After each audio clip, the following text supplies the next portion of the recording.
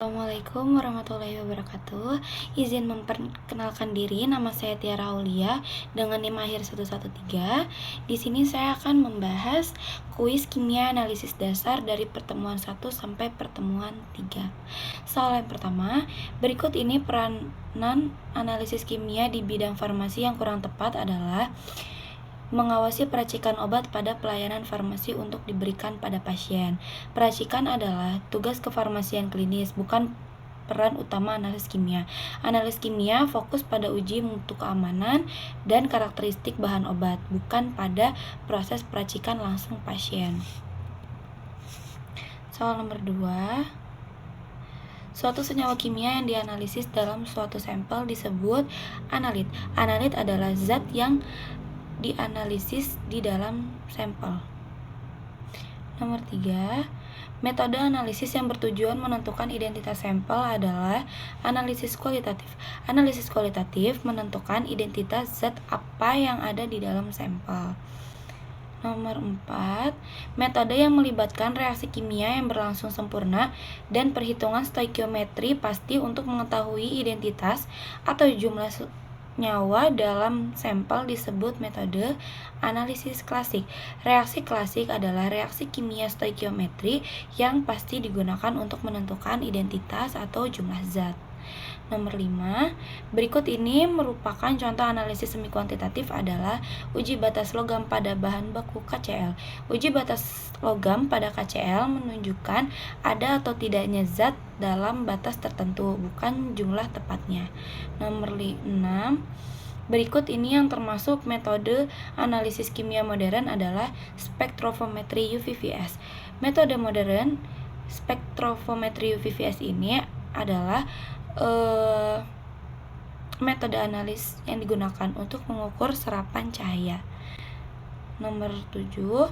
Berikut ini termasuk ke dalam reaksi kering analis kualitatif kecuali reaksi kimia dengan reagen, karena reaksi kimia dengan reagen ini adalah reaksi basah, bukan reaksi kering.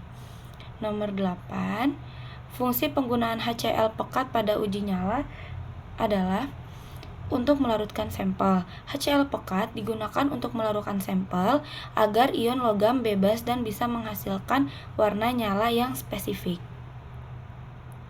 Nomor 9. Berikut ini kation yang memberikan warna hijau kekuningan pada uji nyala adalah barium, karena barium ini memberikan warna kekuningan, hijau kekuningan saat uji nyala. Nomor 10. Berikut ini merupakan pernyataan yang benar dari reaksi pengendapan adalah pada reaksi pengendapan, reagen dapat ditambahkan berlebih agar menghasilkan endapan yang lebih banyak. Reagen berlebih dapat mempercepat reaksi dan memaksimalkan pembentukan endapan. Nomor 11.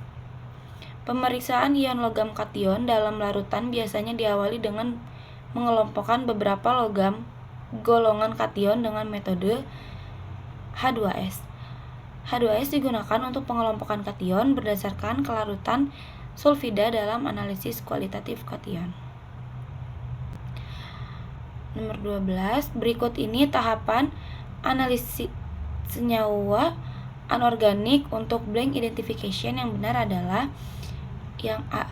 Pemeriksaan pendahuluan, pemeriksaan ion logam dalam larutan, reaksi golongan anion dan reaksi spesifik, dan yang terakhir kesimpulan. Nomor 13. Berikut ini merupakan pemeriksaan pendahuluan yang sering dilakukan pada pemeriksaan anion adalah pengujian dengan HCl encer dan pekat. Kenapa digunakan pengujian dengan HCl encer dan pekat? Digunakan itu untuk mendeteksi anion melalui reaksi awal seperti endapan yang terbentuk gas sebagai bagian dari pemeriksaan pendahuluan. Yang nomor 14. Pada reaksi analisis golongan kation, klasifikasi penggolongan kation berdasarkan sifat kation terhadap beberapa reagen di bawah ini kecuali H2SO4. H2SO4 tidak digunakan untuk klasifikasi kation, tetapi lebih sering digunakan untuk uji anion. Nomor 15. Apakah senyawa yang menghasilkan endapan putih pada reaksi penggolongan 1 yang tidak larut di dalam air? Jawabannya NaCl. Kenapa NaCl? Larutan dalam air karena NaCl larut di dalam air sehingga tidak menghasilkan endapan pada reaksi penggolongan kation golongan 1. Nomor 20. Berdasarkan reaksi berikut, senyawa dan warna endapan apakah yang akan terbentuk? Cu2+, H2S plus 6H2O menjadi CuS dengan endapan warna hitam. CuS dengan endapan warna hitam itu hasil reaksi dari Cu2 plus H2S menghasilkan CuS, tembaga 2 sulfat yang terbentuk endapan hitam. Nomor 17. Berikut ini manakah kation yang termasuk kation golongan 2A? Jawabannya Bi, karena Bi itu termasuk kation golongan 2A. Nomor 18. Reagen apakah yang digunakan pada penentuan kation golongan 3 sehingga membentuk endapan sulfida? Jawabannya NH4Cl plus NH4OH plus H2S.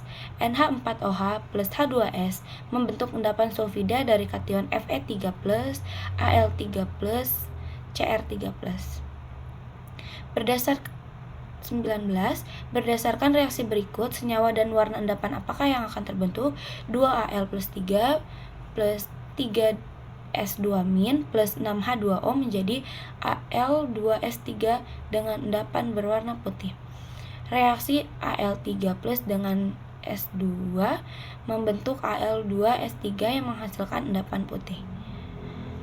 Nomor 20. Reagen berikut dapat digunakan untuk membedakan Pb2+ dengan Hg+, di mana pada Pb2+ akan membentuk endapan berwarna kuning telur dan pada Hg+ akan terbentuk endapan berwarna hijau. Reagen manakah yang dimaksud? Jawabannya Ki. Ki membentuk Pbl2+ menjadi kuning telur dengan Pb2+ dan Hg L menjadi hijau dengan Hg+ sehingga bisa membedakan keduanya. Mungkin cukup sekian pembahasan kuis kimia analisis dasar dari saya. Mohon maaf apabila ada kekurangan. Assalamualaikum warahmatullahi wabarakatuh.